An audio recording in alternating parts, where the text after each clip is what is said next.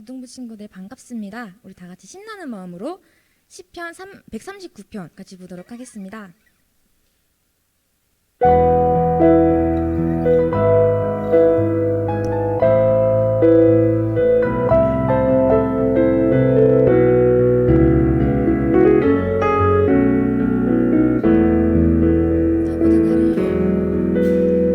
나보다 나를 잘 아시는 주님, 내가 주를 떠나 어디로 가겠나이까. 나 어딜 가든지 주의 손이 나를 인도하시며 주의 오른손이 나를 붙드시리다. 나를 창세 전부터 계획하시고 지금까지 인도하시네. 하나님이여, 주의 생각이 어찌 그리 보배로우신지요. 나의 생각보다 나의 뜻보다 더 크고 놀라우신 주님, 하나님이여, 나를 살피사 나의 마음을 다시오니 나를 영원한 길로 인도하소서. 처음부터 부르겠습니다. 나보다 나를 잘 아시는 주님, 내가 주를 떠나 어디로 가겠나이까. 나 어딜 가든지 주의 손이 나를 인도하시며 주의 오른손이 나를 붙드시리라. 나를 창세 전부터 계획하시고 지금까지 인도하시네. 하나님이여, 주의 생각이 어찌 그리 보배로우신지요.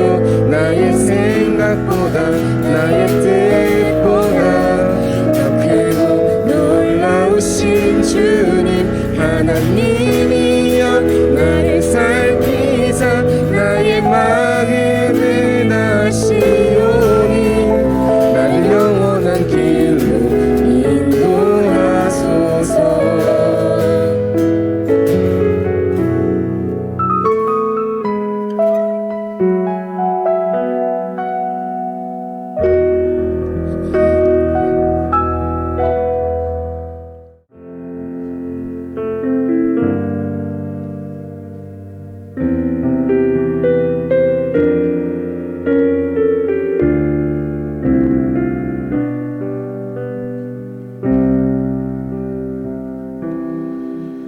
오늘 이곳에 계신 성령님, 우리에게 말씀하시고 우리 가르치소서.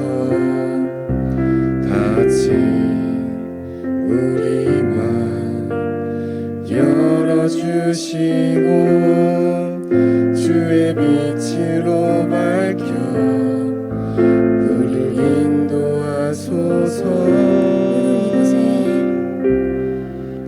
오늘 이곳에 계신 성령님, 우리에게 말씀하시고 우리 가르치소서. 닫힌 우리 맘 열어주시고 주의 빛을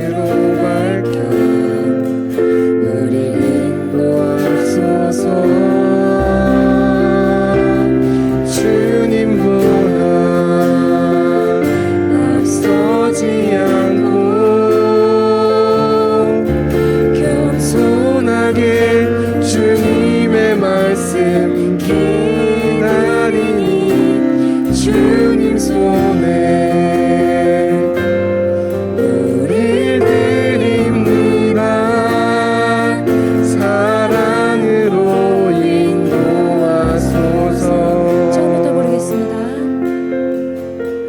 오늘 이곳에 계신 성령님 우리에게 말씀하시고 우리 가르치소서.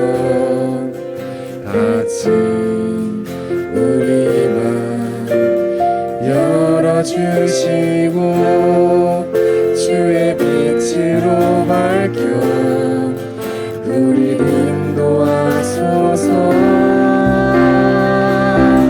주님보다 앞서지 않고 겸손하게 주님의 말씀 기다리니 주님 손에 우릴 드립니다. 사랑으로 인도하소서. 주님보다 앞서지 않고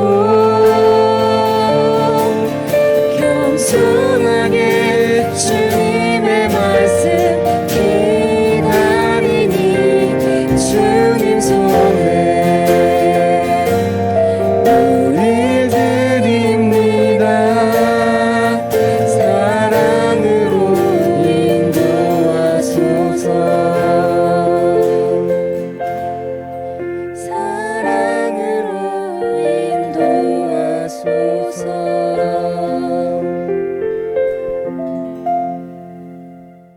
사도신경으로 우리의 믿음을 고백하겠습니다. 나는 전능하신 아버지 하나님 천지의 창조주를 믿습니다. 나는 그의 유일하신 아들 우리 주 예수 그리스도를 믿습니다. 그는 성령으로 잉태되어 동정녀 마리아에게서 나시고 본디오 빌라도에게 고난을 받아 십자가에 못 박혀 죽으시고 장사된 지 사흘 만에 죽은 자 가운데서 다시 살아나셨으며 하늘에 오르시어 전능하신 아버지 하나님 우편에 앉아 계시다가 거기로부터 살아있는 자와 죽은 자를 심판하러 오십니다. 나는 성령을 믿으며 거룩한 공교회와 성도의 교제와 죄를 용서받는 것과 몸의 부활과 영생을 믿습니다. 아멘. 오늘 예배를 위해 기도드리겠습니다. 사랑과 은혜가 충만하신 하나님, 오늘도 고등부 친구들과 한자리에 모여서 예배드릴 수 있게 하심에 감사를 드립니다. 함께 모여있는 이 시간, 저희의 온 마음을 하나님께 드릴 수 있는 시간 되게 해주세요. 지난 한 주를 보내면서 하나님의 말씀대로 살지 못하고 지은 죄를 용서해 주세요. 저희 모두를 하나님 은혜 안에서 인도해 주셔서 하나님께 죄를 고백할 줄 아는 저희 되게 해주세요. 하나님께 소망하는 것이 너무나 많습니다.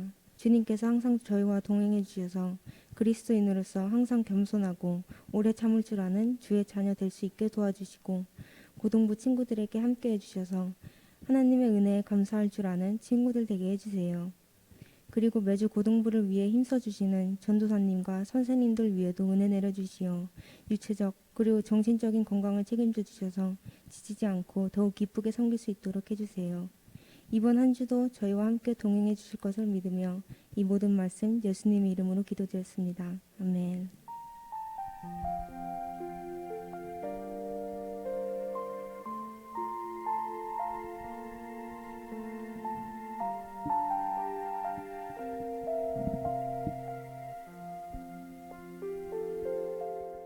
오늘의 말씀은 마태복음 16장 13절에서 20절입니다. 한 절씩 나눠서 읽다가 마지막은 함께 읽겠습니다. 예수께서 빌립보의 가이사라 지방에 이르러서 제자들에게 물으셨다. 사람들이 인자를 누구라고 하느냐? 그들이 대답하였다. 엘리야 예언자 가운데 한 분이라고 하는 사람들도 있습니다. 예수께서 그들에게 물으셨다. 그러면 너희는 나를 누구라고 하느냐?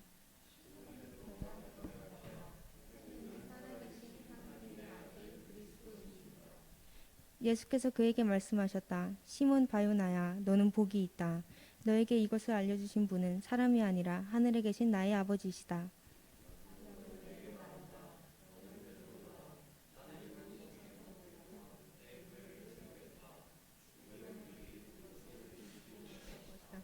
내가 너에게 하늘나라의 열쇠를 주겠다. 내가 무엇이든지 땅에서 매면 하늘에서도 매일 것이요 땅에서 풀면 하늘에서도 풀릴 것이다. 같이 읽겠습니다.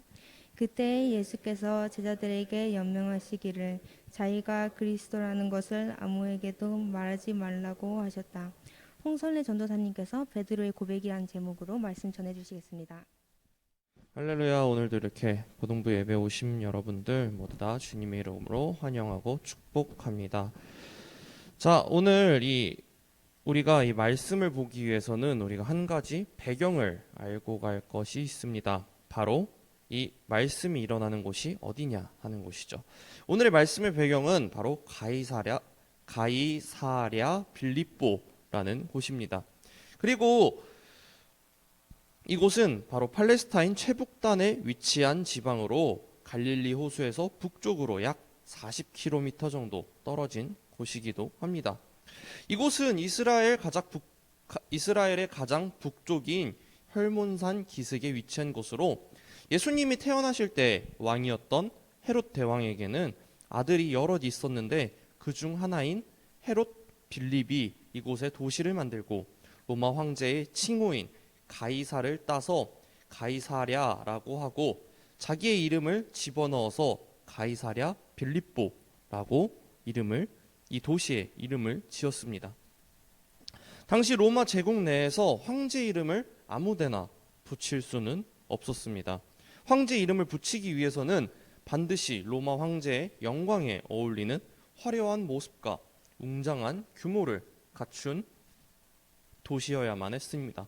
그러니까 이 도시에 황제의 칭호가 붙었다는 말은 이 가이사랴 빌립보가 외형적으로 엄청나게 웅장한 모습을 갖춘 도시였으며 황제를 위한 신전이 있었다는 것을 이야기해 줍니다. 그런데 바로 그런 로마 황제의 도시에 예수님과 제자들이 온 것이죠. 자, 장면을 한번 상상해 봅시다. 황제의 도시에 제자들과 함께 예수님이 오셨습니다.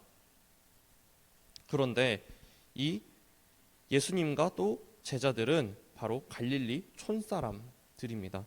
이 촌사람이 대부분인 제자들이 엄청나게 큰 도시에 온 것입니다. 이런 화려하고 웅장한 도시에 전혀 어울리지 않는 아주 초라하고 형편없는 모습이었을 것입니다. 그리고 가끔 옛날 드라마 보면은 이제 막 농촌에서 상경에서 서울 딱 보고 높은 빌딩을 보면서 와, 이런 곳이 있구나라는 그런 장면 한 번쯤은 보신 기억이 있을 텐데 바로 그런 모습이 예수님과 제자들의 모습이었을 것입니다.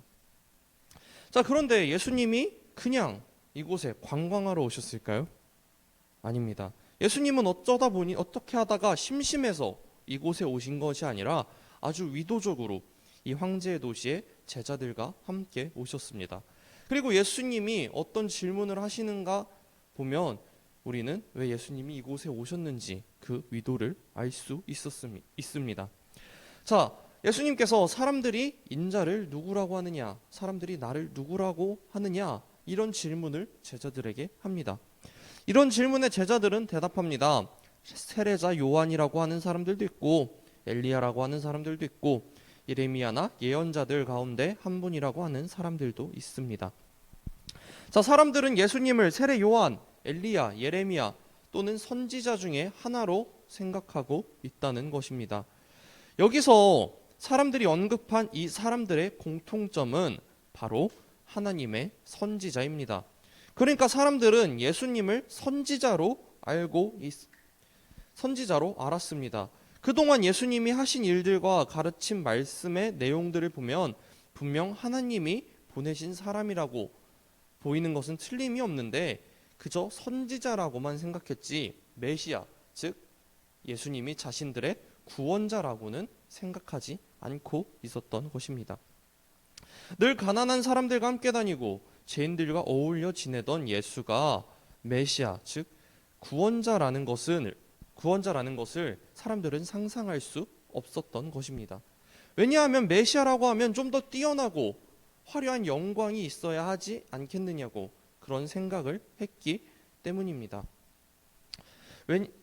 그리고 사람들은 메시아라고 생각하면 로마로부터 자기들을 구원해줄 강하고 화려한 사람이라고 생각했기 때문에 생각했고, 그런데 예수님을 보니까, 특히 가이사라 빌립보에 도착해서 보니까 사람들이 생각하던 메시아와 예수의 모습은 완전히 거리가 먼 모습이었기 때문에 많은 사람들이 예수를 메시아라고 고백하지 못하고 있었습니다.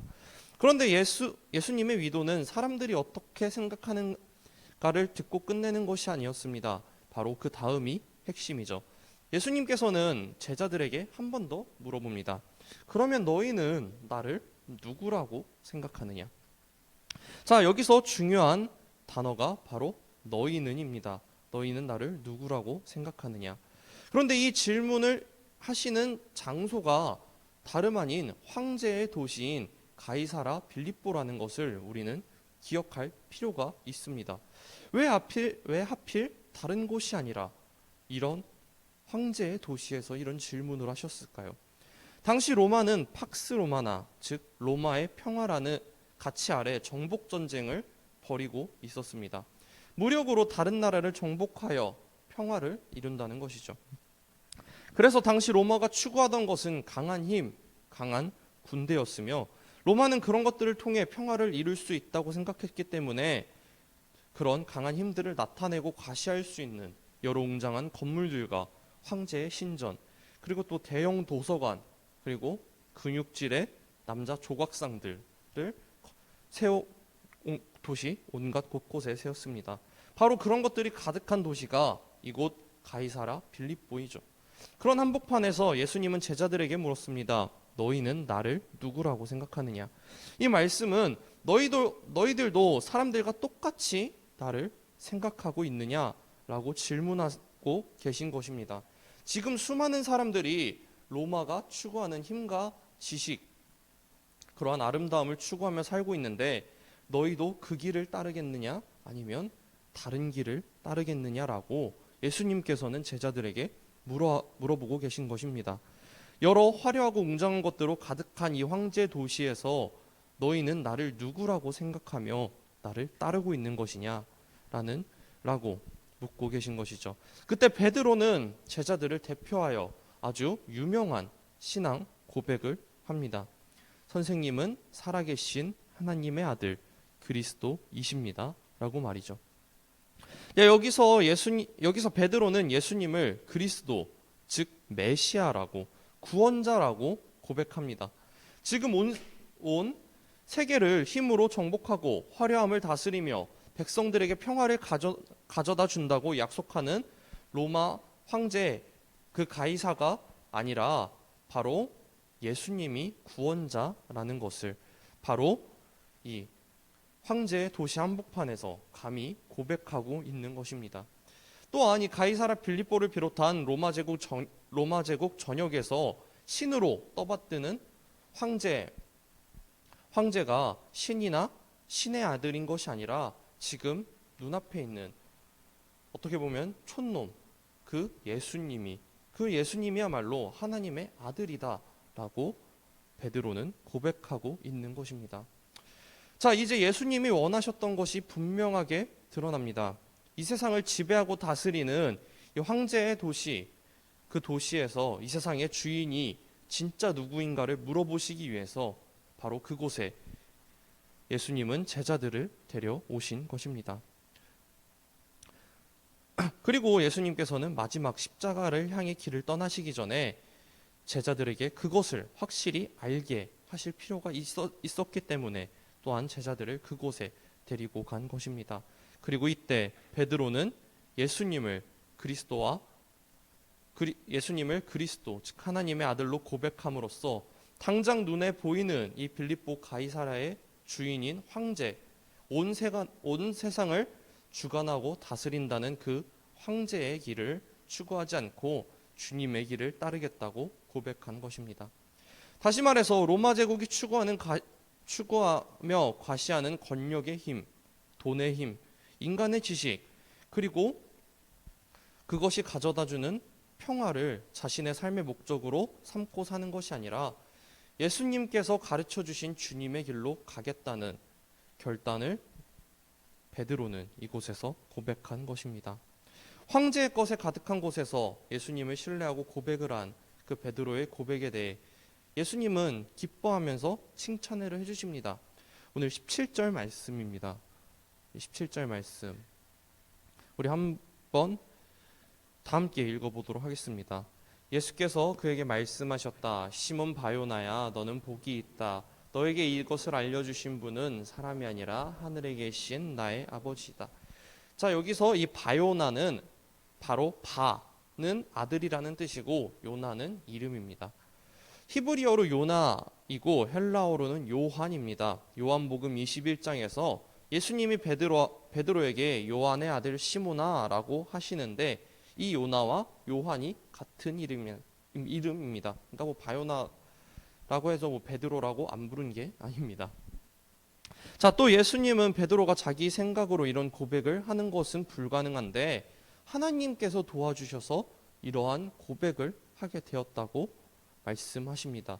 그리고 결정적으로 이렇게 말씀하십니다. 나도 너에게 말한다. 너는 베드로다. 나는 이 반석 위에다가 너의 교회를 세우겠다. 죽음의 문들이 그것을 이기지 못할 것이다. 내가 너에게 하늘나라의 열쇠를 주겠다. 내가 무엇이든지 땅에서 매면 하늘에서도 매일 것이요. 땅에서 풀면 하늘에서도 풀릴 것이다. 예수님께서는 베드로라는 반석 위에 교회를 세우겠다라고 이야기하십니다. 그리고 베드로의 이 고백이 오늘날 돌아보면 바로 이 교회의 본질이 되는 것이 바로 이 베드로의 고백입니다. 교회는 건물이나 조직이나 제도가 아니라 예수님을 구원자로, 예수님을 하나님의 아들로, 예수님을 주인으로 모신 사람들이 모인 것이 바로 교회다라는 것이죠. 우리들도 이렇게 베드로와 같은 고백을 하기 원합니다. 베드로처럼 어떤 상황과 환경 속에서 흔들리거나 주저함 없이 예수님을 따르고 예수님을 그리스도로 고백하며 우리의 주변 상황에 마음을 빼앗기거나 흔들리지 않고 분명한 신앙을 고백할 때 우리는 절대 무너지지 않는 든든한 반석 위에 우리들이 바로 교회가 될 것입니다. 우리들도 그리스도인으로서 그리고 한 명 한 명의 교회로서 예수님을 고백하고 이 세상에 하나님의 나라를 세워 나갈 수 있는 저와 여러분들이 되기를 소망합니다. 이 베드로의 고백을 꼭 기억하고 나도 이러한 베드로처럼 살아가겠다고 꼭 다짐하기를 소망하며 기도로 마무리하도록 하겠습니다. 언제나 우리를 사랑하신 하나님, 나를 누구라고 하느냐라고 물으시는 그 예수님의 음성에 반응하는 우리가 되기를 원합니다.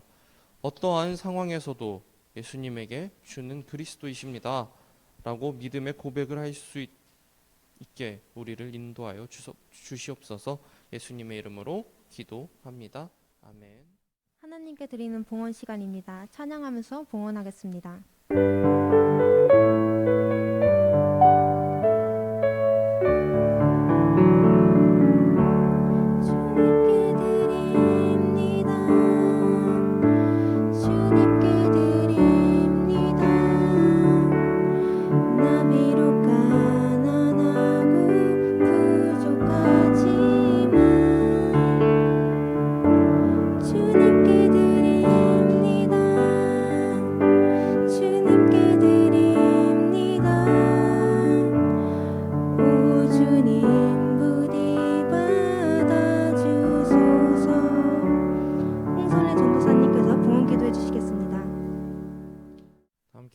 기도하도록 하겠습니다. 사랑이 많으신 주님, 우리가 이 아침에 비도 오는 그런 날씨 가운데서도 추운 날씨 가운데서도 우리가 교회에 나와 함께 예배드릴 수 있게 해주심 감사드립니다.